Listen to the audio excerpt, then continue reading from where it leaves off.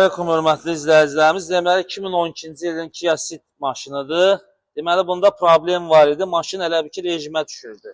Rejimə düşmək səbəbi də bu elektron klapanın işləməməsi idi.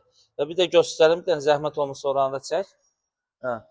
Elektron klapan olan yer artıq çox his olduğuna görə klapan işləmirdi. İndi inşallah Allahın köməkliyi ilə görürsünüz də, hamısı pis gündədir, çirk içindədir hamısı. Baxanda da görsənir ki, çoxdan da buna əl gəzdirilmək, artıq deşikləri də bağlanıb da yerləri. İndi inşallah bunu yuyub təmizləyib, tərtəmiz eləyib, çəkilişin davamını da sizə göstərəcək. Deməli, artıq peşdən gəldi detallarımız, zaslonkadır, çiçək kimi olub, kollektorudur. Gördüyünüz kimi buranı görmək olmurdu, təmiz tutulmuşdu. İndi tərtəmizdir hamısı. İndi inşallah bunu da yerinə bağlayıb, diaqnostik edib müştəriyə təhvil verəcək. Allah xeyri uğurlu eləsin.